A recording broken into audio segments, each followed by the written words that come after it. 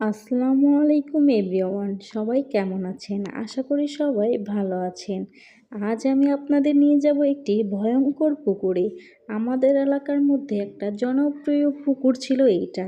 আরও 4 বছর আগে এই পুকুরটি এক আঙ্কেল কেটেছিল, কিন্তু আস্তে আস্তে এই পুকুরটি ভয়ঙ্কর রূপ নিতে শুরু করে। চলুন এই আল ধরে চলে যাই পুকুরটি দেখাতে আর বিস্তারিত বলতে।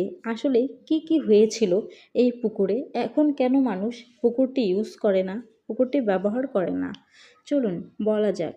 আজ থেকে 4 বছর আগে এই পুকুরটি এক আঙ্কেল নির্মাণ করে থাকেন। আঙ্কেলের শখের বয়সে যেন মাছ চাষ করে এই জন্য, কিন্তু পুকুরটিতে বিগত 3 বছর যাবৎ একের পর এক বাচ্চা নিয়ে যাচ্ছিল। ছোট ছোট বাচ্চাগুলো 3টা 4টা করে মরেছিল। তার জন্য এই পুকুরে কেউ গোসল করে না, ইউজ করে না, কোনো কাপড় চোপড় ধয় না।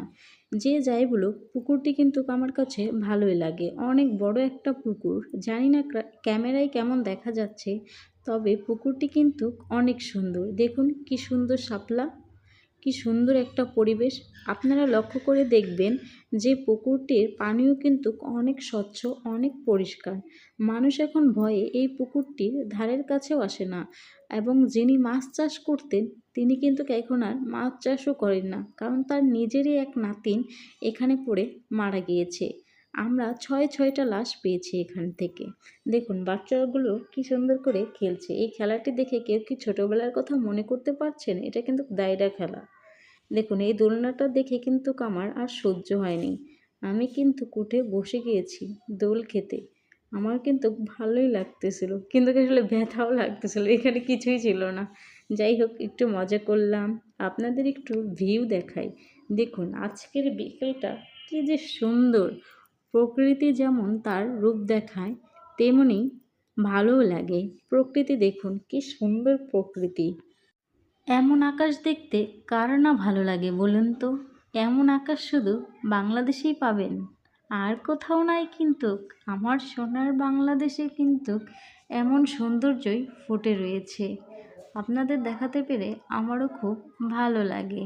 দেখুন তো আকাশটা, এটাই আমাদের সৌন্দর্য, প্রকৃতি।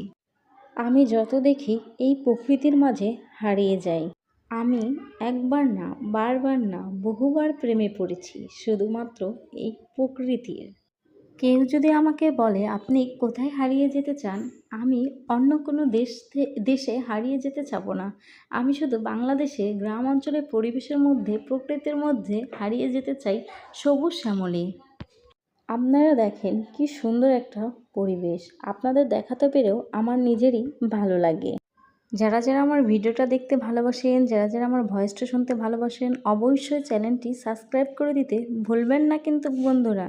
দেখুন ওরা কি সুন্দর করে খেলাধুলা করছে। এগুলো গ্রামের বাচ্চারা। খুবই ভালো লাগতেছিল আমার দেখে ওদের।